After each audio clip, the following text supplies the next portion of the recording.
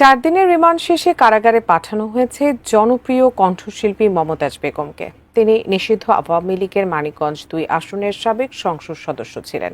5 আগস্টের পর ঘরের বাইরে বের হননি। তাহলে কিভাবে তিনি ঢাকায় এলেন? এ নিয়ে চাঞ্চল্যকর তথ্য দিয়েছে এক বান্ধবীর নামে ভাড়া নেওয়া বাসায় আশ্রয় নেন তিনি। মমতাজ এতদিন তার সাবেক ও দ্বিতীয় স্বামীর বাসায় আত্মগোপনে ছিলেন। সম্প্রতি সাবেক স্ত্রীর এমনই গোপন তথ্য গণমাধ্যমে জানিয়ে দিয়েছে। আসসালামু আলাইকুম প্রিয় দর্শক শ্রোতা, 3 মাসের একদিনেও ঘর থেকে বের হননি মমতাজ। ঢাকায় কিভাবে ঢুকলো মমতাজ, চাঞ্চল্যকর তথ্য জানতে পারবেন। আশা করি সম্পূর্ণ ভিডিও জুড়েই থাকবেন। চলুন ভিডিওতে বিস্তারিত দেখে আসি। কিছুদিন মমতাজ তার দ্বিতীয় স্বামী মানিকগঞ্জ পৌরসভার সাবেক মেয়র মোহাম্মদ রমজান আলীর মেয়ে রুনুর মোহাম্মদপুরের বাসায়ও ছিলেন।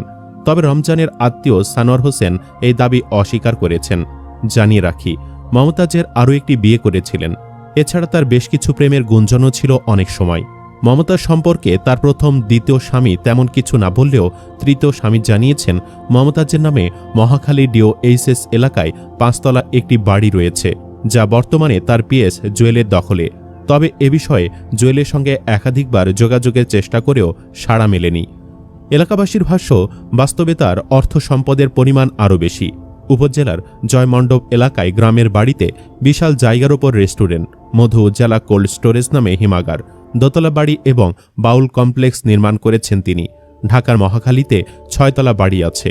কানাডার টরেন্টোতেও বাড়ি আছে বলে গুঞ্জন আছে।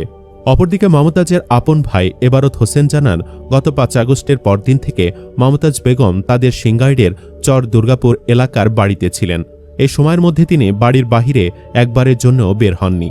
এমনকি তার আত্মগোপনের খবর জানতেন না পাশের বাড়ির লোকজনও। পরিবারের সদস্যরাও বিষয়টি গোপন রাখতেন। স্থানীয় সূত্র জানায়, ওই বাড়িসহ আশপাশের এলাকা জুড়ে সিসি ক্যামেরার কড়া নজরদারি ছিল। কেউ বাড়িতে প্রবেশের চেষ্টা করলে জানিয়ে দেওয়া হতো বাড়িতে কেউ নেই। এভাবে গোয়েন্দা সংস্থা এবং স্থানীয় আইনশৃঙ্খলা বাহিনীর চোখ এড়িয়ে নিরাপদে অবস্থান করছিলেন মমতাজ। ভাই এবারত আরও জানান, দীর্ঘ 3 মাস আত্মগোপনে থাকার পর এক গভীর রাতে মমতাজ বোরকা পরে কালো গ্লাস লাগানো মাইক্রোবাসে করে ঢাকার উদ্দেশ্যে রওনা দেন এবং সরাসরি ধানমন্ডির ভাড়া বাসায় ওঠেন। বাসাটি ভাড়া নেওয়া হয় তার ঘনিষ্ঠ বান্ধবী নিপার নামে। নিপার স্বামী বিদেশে থাকায় তিনি মমতাজের সব ধরনের দেখভাল করতেন আর আর্থিক যোগান দিতেন মমতাজের ব্যক্তিগত সহকারী বা পিএস জুয়েল। মমতাজ বেগম বর্তমানে পুলিশের 4 দিনের রিমান্ডে রয়েছেন।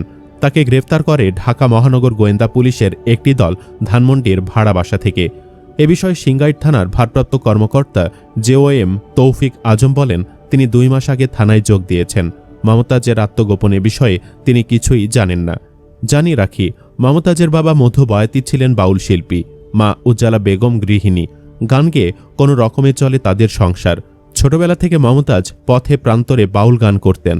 ধীরে ধীরে হয়ে ওঠেন লোকগানের জনপ্রিয় শিল্পী। একটা সময় আওয়ামী লীগের রাজনীতিতে জড়ান। একাধিকবার আওয়ামী লীগের সংসদ সদস্য হন। এলাকায় আধিপত্য বাড়ান।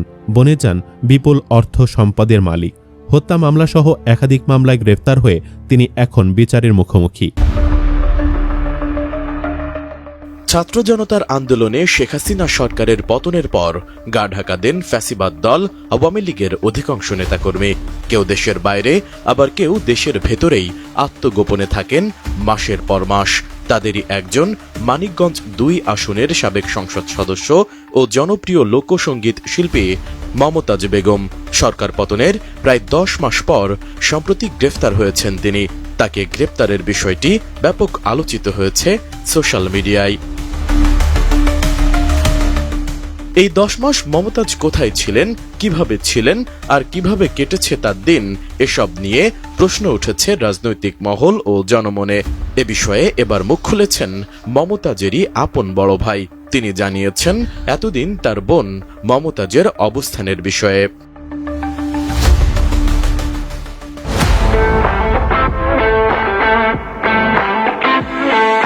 মমতাজের আপন ভাই এবারত হোসেন গণমাধ্যমকে জানান, 5 আগস্টের পর থেকে টানা 3 মাস সিংগাইরের চর দুর্গাপুর এলাকায় তার বাড়িতেই ছিলেন মমতাজ। এই 3 মাসে তিনি একদিনও ঘরের বাইরে বের হননি।